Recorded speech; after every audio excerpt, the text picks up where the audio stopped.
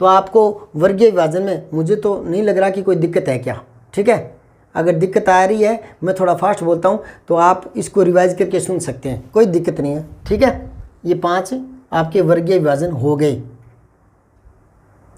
अब मैं कुछ वर्ण हैं उनके अलग अलग नाम जो गाइडों में दे रखे हैं वो आपको बता रहा हूँ, ठीक है।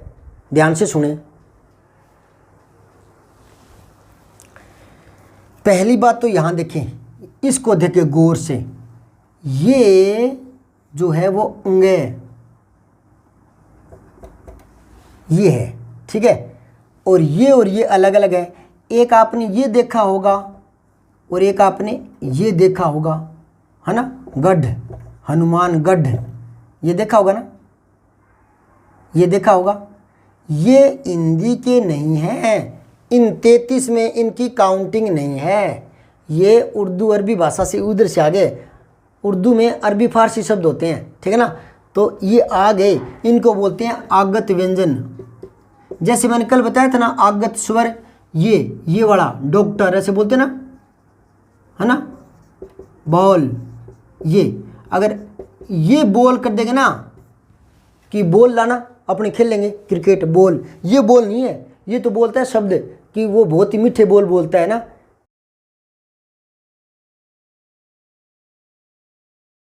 बोल, ये अलग है, ये है वो, ये अंग्रेजी से आया हुआ है, समझ गए ना। और मैंने बताया था इसकी ध्वनि आ और ओ के बीच की है, कल बताया था, कल वाला वीडियो देखा होगा शायद आपने। तो ये आगत स्वर है और ये आगत व्यंजन है।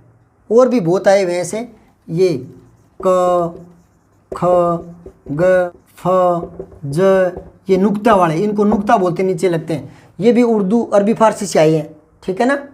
जैसे ये तो है जरा और ये है जरा, इसको बोलते हैं थोड़ा गला मतलब इस तरह से आवाज, जरा जरा जरा सी जरा, और ये सीधी आवाज़ आएगी जरा, इसकी आवाज़ यहाँ से आएगी, यहाँ से तालू से, जरा, जरा अवस्था बुढ़ापा, जर, ठीक है ना, समझ गए, जर, जय, यहाँ से आवाज़ आएगी, तालू है ये हिंदी का है। और ये उर्दू का है। तो इसका तो मतलब होता है वृद्धावस्था, जरा अवस्था बुढ़ापा, ठीक है। और ये होता है थोड़ा, जरा सा टेढ़ो हो जा बालमा, तो ये आगत व्यंजन है, समझ गए आप। हिंदी ने इनको एक्सेप्ट कर लिया। तो आपने अभी क्या सीखा, ये यहाँ बिंदी आती है, ये हमारा अंग है, नाक से बोलते हैं, और ये अलग है, ये अलग है, ठीक है। इनका अलग नाम हो रहा है, वो मैं लिख देता हूँ, कंपटीशन में काम आते हैं ये। इनको बोलते हैं उत्क्षिप्त वर्ण, उ, तय और छोटी क्षी, आधा पे और तय, उत्क्षिप्त। इसका मतलब होता है झटके से गिरना। तो ढ ढ ढ, ये जीभ एकदम झटके से गिरती है तेजी के साथ, ठीक है ना। अब आपको ऐसे तो पता नहीं चला कितना तेजी से गिर रही है, मुझे भी बहुत कम पता चलता है, पर मुझे एहसास हो जाता है, ठीक है ना। पर मेरा वाग यंत्र स्वर तंत्रियाँ इतनी है नहीं, इनका उच्चारण मैं ढंग से कर नहीं पाता, क्योंकि पहले से कभी अभ्यास नहीं किया, और अब इतनी उम्र में तो इनका अभ्यास हो ही नहीं पा रहा। और होता हो कैसे, मैं फास्ट बोलता हूँ तो इनकी मेरी सारी स्वर तंत्रियाँ गड़बड़ा जाती है, अभी सीधी सी बात है, मुझसे तो नहीं होता, पर हाँ मुझे ध्यान है, मुझे नॉलेज है, ठीक है, और वो मैं आपको बता रहा हूँ। तो इनको बोलते हैं, तो थोड़ी जीभ झटके से गिरती है, इसलिए इनका नाम उत्क्षिप्त वर्ण बोलते हैं। कोई पेपर में आ जाए ना उत्क्षिप्त, आपको तो नंबर लेने ना, ठीक है। और आप कहो कि हमें तो बोलने का सही से उच्चारण करके देखो, मुझसे तो नहीं होता, किसी से होता होगा तो उससे आप संपर्क कर सकते हैं, ठीक है। हाँ मैं बता दूंगा, ये उत्क्षिप्त वर्ण है अगर पेपर में आए तो, ठीक है, याद रखना इनको। ये बहुत सारे नाम बताऊंगा अभी मैं, उनको ध्यान से सुनना।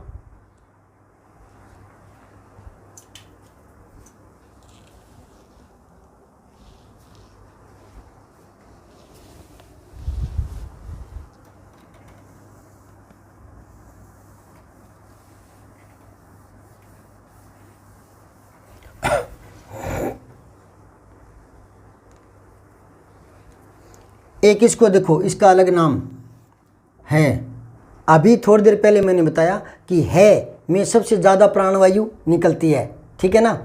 तो उस हिसाब से मैं आपको समझा रहा हूँ कि जब बोलते हैं है को, है ना, तो सबसे ज़्यादा निकलती है प्राणवायु बाहर झटके के साथ, है ना। तो देखो इधर है, आपके मुंह में अंदर की साइड में, कभी शीशे से देखना, अंदर की साइड में एक ऐसी सी आकृति और होती है, जीभ की सी आकृति, जैसे अपनी जीभ होती ना, उसी तरह की एक छोटी सी जीभ होती है अंदर की साइड में।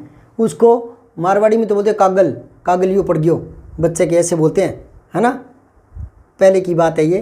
तो कागलिया, कागलिया बोलते थे। और हिंदी में, शुद्ध हिंदी में इसको बोलते हैं काकुल। मारवाड़ी में कागलिया बोलते हैं, काकुल बोलते हैं, काकुल, ये अंदर है, ठीक है ना। तो जब इतनी हवा निकलती है या प्राणवायु निकलती है में, तो वो काकुल हट जाता है, ठीक है। प्राणवायु ज़्यादा निकलती है तो काकुल हटता है, तो उसके हिसाब से इसका नाम काकुल वर्ण रख दिया। कोई पूछे काकुल वर्ण कौन सा है, 1 2 3 4, एक ये दे दे, है ना, तो थोड़ा याद रखना है, अब याद रह जाएगा। है में ज़्यादा प्राणवायु निकलती है, ज़्यादा निकलती तो अंदर का वो खुल जाता है काकुल, ठीक है ना। अब इसको जीभ की आकृति का ये, है ना, तो इसको अली जिह्वा भी बोलते हैं, अली जिह्वा, अली जिह्वा।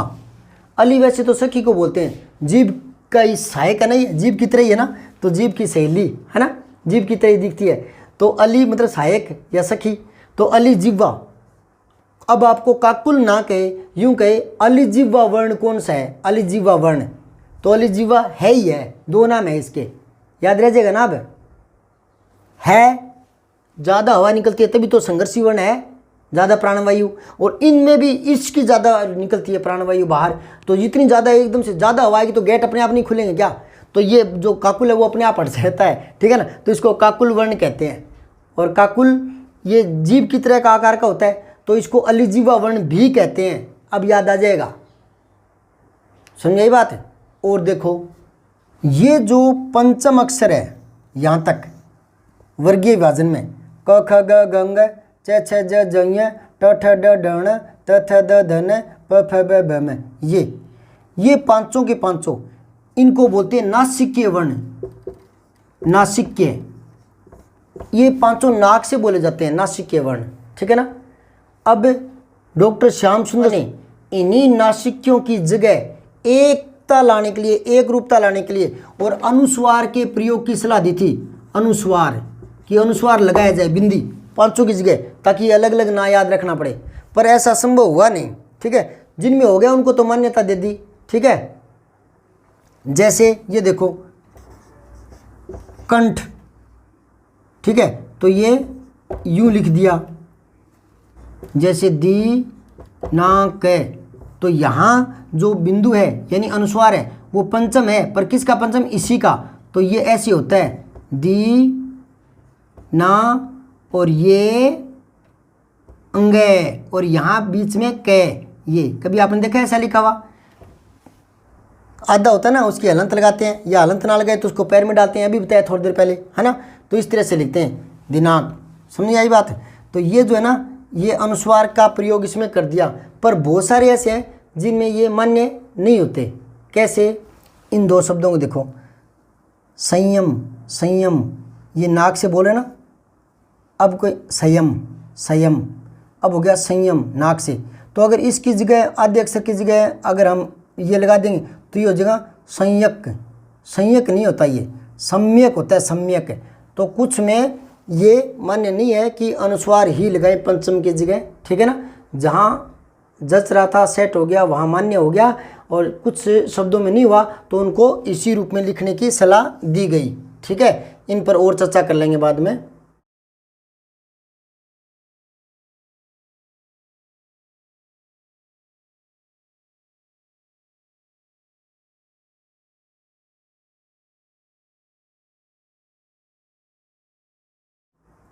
तो ये नासिकीय वर्ण है, ठीक है।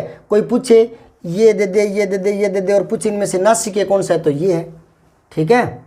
और देखें एक इसको देख लो, ये रह ना रह, इसको बोलते हैं तो थोड़ा सा कंपन सा होता है, र, जीभ में हल्का सा कंपन होता है, ठीक है ना, र, कुछ तो होता है, कुछ मैं समझाने के लिए ज़्यादा कर रहा हूँ, र समझाने के लिए कर रहा हूँ, र, जीभ ऐसे कंपन सा करती है, तो याद रखना है ना, मैं तो याद रखने के तरीके बता रहा हूँ, ठीक है ना। रे समझ रहे हो, रे कंपन सा होता है, तो रे को प्रकंपित बोलते हैं, प्रकंपित वर्ण। कोई पूछे प्रकंपित कौन सा है तो रे है, ठीक है ना। इसको लुंठित भी बोलते हैं, लुंठित, दो नाम है इसके। जैसे इसके भी दो नाम बताए थे ना, एक तो अलिजीवा वर्ण, एक काकुल वर्ण बताए थे ना अभी।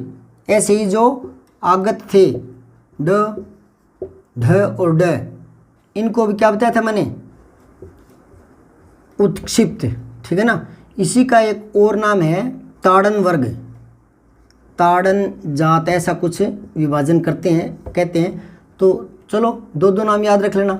उत्क्षिप्त मतलब झटके से गिरना, तो झटके से गिरना मतलब ताड़न हो गया एक तरह से, तो ताड़न जात वर्ण, दो दो नाम है इनके, उत्क्षिप्त और ताड़न जात।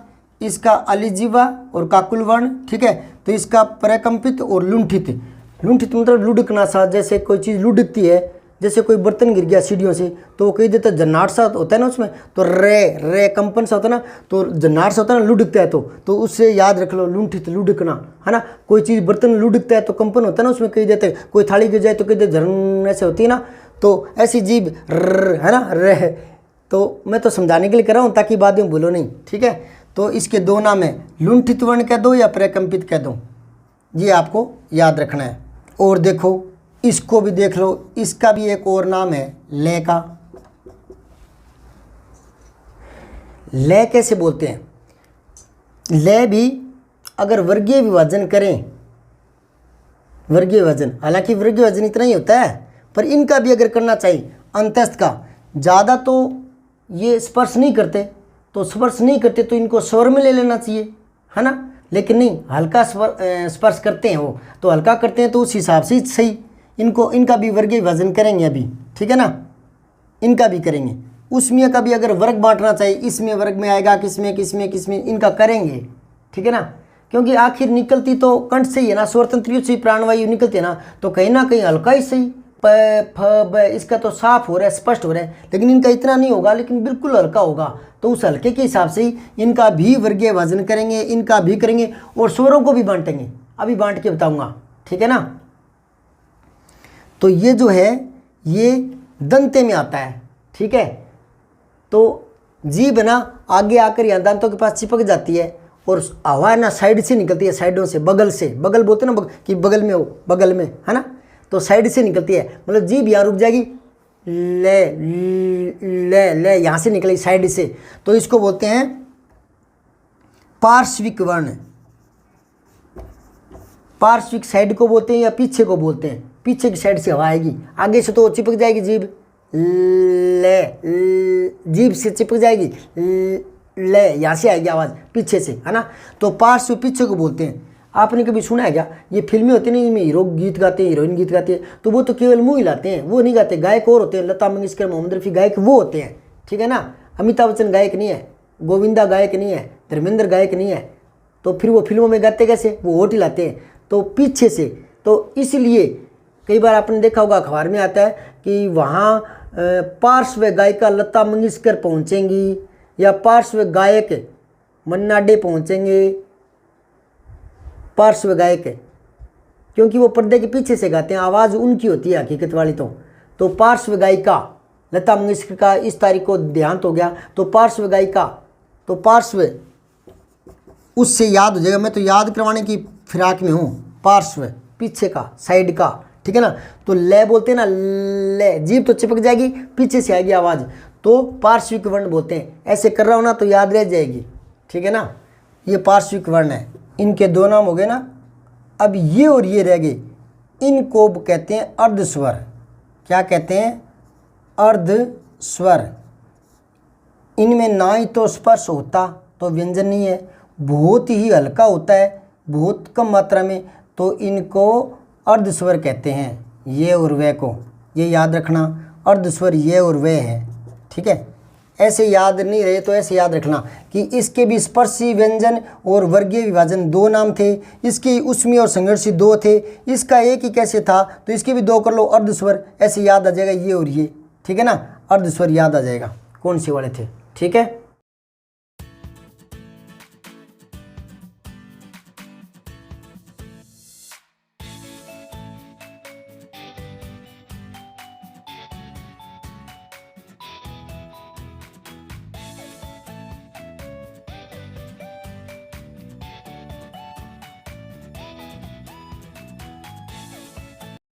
थोड़ा और देखिए, एक दो चीज़ें और जानिए। च, छ, ज, झ, ये, इन पांचों को तालु वर्त्य बोलते हैं। तालु वर्त्य मैंने अभी बताया आपको, च, चिपकना, तालु।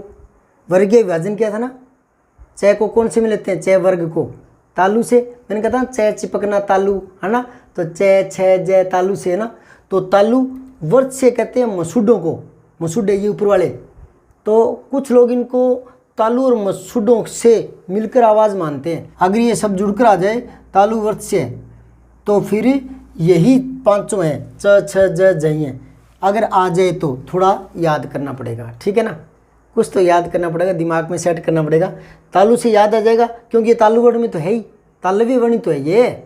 और वर्त्य मतलब मसूडा, मसूडों, मसूडों के साथ से तालु ये है, तो तालु के साथ से मसूडों के पास से इसकी आवाज़ आती है। इतना उच्चारण तो मैंने पहले कह दिया, मैं तो नहीं कर पाऊंगा, लेकिन ये आता वहीं से है, जिसका ज़्यादा अभ्यास है वो कर सकता है, ठीक है। तो तालु, और मैंने इसका अर्थ बता दिया वर्त्य, वर्त्य होता है मसूडे। तो यहाँ से आवाज़ आएगी, च, छ, जीभ का अग्र भाग तालु से चिपकेगा और साथ में मसूडों से। तो ये तालु वर्त्य वर्ण ये होते हैं। अगर ऐ शब्द में पूछे तो इनको याद रखना है। इन्हीं का एक नाम और है स्पर्श संघर्षी, ठीक है। स्पर्शी वर्ण तो है ये, पर इन सारों में अगर इसका हमने संघर्षी वर्ण कहते हैं ना इनको, लेकिन वर्गीय विभाजन तो इनका किया ना, ऊपर वाले का इनका, इनमें भी थोड़ी सी घर्षण के साथ इनके साथ प्राणवायु ज़्यादा निकलती है इन वाक्यों में। इस क वर्ग की बजाय ट वर्ग की बजाय, त वर्ग की बजाय, प वर्ग की बजाय, इस वर्गीय विभाजन में इन सारे वर्गों में से च वर्ग जो है ना, उसमें थोड़ी सी प्राणवायु घर्षण के साथ निकलती है, तो इनको स्पर्श संघर्षी कहते हैं। अगर पेपर में आ जाए कि स्पर्श संघर्षी कौन से हैं, दो ये दे दे, दो ये दे दे, दो इनमें से दे दे, दो इनमें से दे दे, तो ये वाले स्पर्श संघर्षी है। वैसे तो संघर्षी ये हैं, ठीक है ना, प्राणवायु सबसे ज़्यादा इनमें निकलती है, लेकिन अगर इनको छोड़ दें, क्योंकि 3 विभाजन किए थे हमने, स्पर्शी, वर्गीय विभाजन कैसे मैं तक, और ये अंतस्थ वर्ण, ये रह लवे अंतस्थ, और तीसरा किया था श, श, से, है इनका। तो इनको अगर छोड़ दें, इसी की बात करें, तो इन 4-5 वर्गों में से इसमें थोड़ी सी संघर्ष के साथ प्राणवायु ज़्यादा निकलती है, तो इनको स्पर्श संघर्षी कहते हैं। तालु वर्त्य और स्पर्श संघर्षी, ये भी थोड़ा याद रख लेना, भी नंबर लेने हैं तो थोड़ा याद रखना पड़ेगा, ठीक है ना। इनके अलावा अगर केवल वर्त्य आ जाए मसूडे, तो मसूडों से एक तो ने बोलते हैं ना, ने, तो जीभ का अग्रभाग मसूडों से टकराता है हल्का सा, ठीक है ना। तो ने, ले और से ये, और एक गाइड में मैंने देखा था उसमें जय और रे भी बता रखा था, ठीक है ना, पर वो एक में ही देखा मैंने, ठीक है। चलो इसको छोड़ो, तो ने, से, ले, ये वर्त्य मसूडों से टकराता है, ल, थोड़ा मसूडों से स्पर्श होता है, ने, ले और से, ये वाला से, ठीक है ना, मसूडों से। अगर ये याद नहीं रहता तो ये तो मसूड़ा याद रह जाएगा, और ये याद नहीं रहे तो आप इसको यूं करो, ने से पहले लाओ और ये ले, नस्ल है, यूं कर लो, नस्ल वर्त्य, ठीक है ना। और अगर ये 2 मान्य किसी गाइड में दे रखे थे, इनको भी जोड़े, तो ऐसे करो, से पहले ले आओ, से, रे ले आओ, से, रे और ले, सरल, और जे और ने, सरल जन, यानी सीधे मन के आदमी, सरल जन, ठीक है ना। तो वर्त्य, समझ आई बात, ऐसे याद रख लो, थोड़ा थोड़ा दिमाग में बैठाना पड़ेगा आपको। और कुछ अक्षर ऐसे होते हैं जिनका 2 जगह से मिलकर उसकी ध्वनि उच्चरित होती है, तो उनका मिलाकर नाम रखा होता है। जैसे दंतोष्टव्य, इसमें दांत और ओठ दोनों आते हैं, तो ये है फ और व, साथ में तो होठों का रोल लेगा फ, हालांकि ये हिंदी वाला नहीं है, ये वाला नहीं है ये, ठीक है ना, आगत है ये, आगत व्यंजन। तो फ, साथ में होठों का, साथ में दांतों से हवा निकलेगी, फ, व, तो ये दंतोष्ट्य होते हैं। इस तरह से डबल नाम स्वरों के भी है, पर मैं अभी स्वरों का दोबारा जिक्र करूँगा, तो ये डबल नाम वाले उसमें और लिखूँगा, है 2-3 एक ही तो वो ज़्यादा सिरदर्दी नहीं बनेंगे, अलग से हैं, वो याद रह जाएंगे, थोड़ा सा मेहनत करनी पड़ेगी। और दूसरी बात ये है कि पहले आप जो सरल लगे ना उनको दोहराते जाओ कि हाँ ये तो दिमाग में बैठ गया, ये आ गया, ये आ गया, फिर 1-2 बचते हैं, उनको तो बार बार देखते हो तो दिमाग में बैठ जाती है बात, ठीक है। तो वो अभी बताऊँगा। स्वरों में ये आते हैं, ये मैंने बता दिया, इसको विसर्ग बोलते हैं, ये है कि आवाज़ देता है, ठीक है। और इसको बोलते हैं अनुस्वार, और मैंने अनुनासिक अनुस्वार का भी बारे में कई वीडियो बनाए थे, है ना। उनका लिंक कल वाले वीडियो के डिस्क्रिप्शन में दिए हुए हैं, देख लेना आप वहाँ से। और इन दोनों को ये आते तो इनके साथ है, ए आ ई ई उ ए ऐ ओ औ अंग ए, आते तो उनके साथ है, पर वो 11 यहीं तक हो जाते हैं, ये अलग से है, ये उनमें योग नहीं देते, ठीक है ना। और ना ही ये स्वरों के साथ ये अलग से मिलकर बनते हैं, तो इन दोनों के साथ स्वर और व्यंजन के साथ इनका मेल नहीं होता, तो इनका अलग नाम लिखा हुआ है ए योग वाह वर्ण। तो ये भी एक याद रखना पड़ेगा, कई बार पूछ लेते हैं ए योग वाह वर्ण कौन से है, तो अंग ए ये है, ठीक है। अब मैं आपको बता रहा हूँ कुछ और बातें। वो बातें क्या है, आपने देखा होगा या सुना होगा या पढ़ा होगा, घोष वर्ण और अघोष वर्ण, ठीक है ना। कई बच्चे कहते हैं सघोष, ये 3 नाम नहीं है, घोष को ही सघोष कहते हैं, ठीक है ना। एक अघोष है, एक सघोष है, सघोष को सीधे ही घोष कह दो भले ही, ठीक है ना। घोष वर्ण कह दो या अघोष वर्ण कह दो, से तो इसके साथ ही जुड़ता है, वो ये अलग है, समझ आई बात। ये बताऊंगा कौन से, बहुत ही सरल तरीके से बताऊंगा, ठीक है, याद आ जाएगी, दिमाग में बैठ जाएगी बात। और एक होता है अल्प प्राण महाप्राण, अल्प प्राण और महाप्राण, ये ठीक है ना। इन दोनों के बारे में बताऊंगा, इतना सरल तरीके से बता दूंगा कि चुटकी में याद हो जाएगा। तो देखिए थोड़ा सा,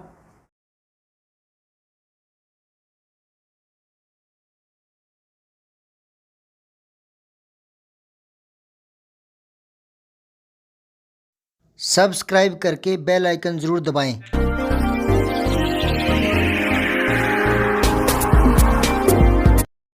जय हिंद, विजय हिंदी।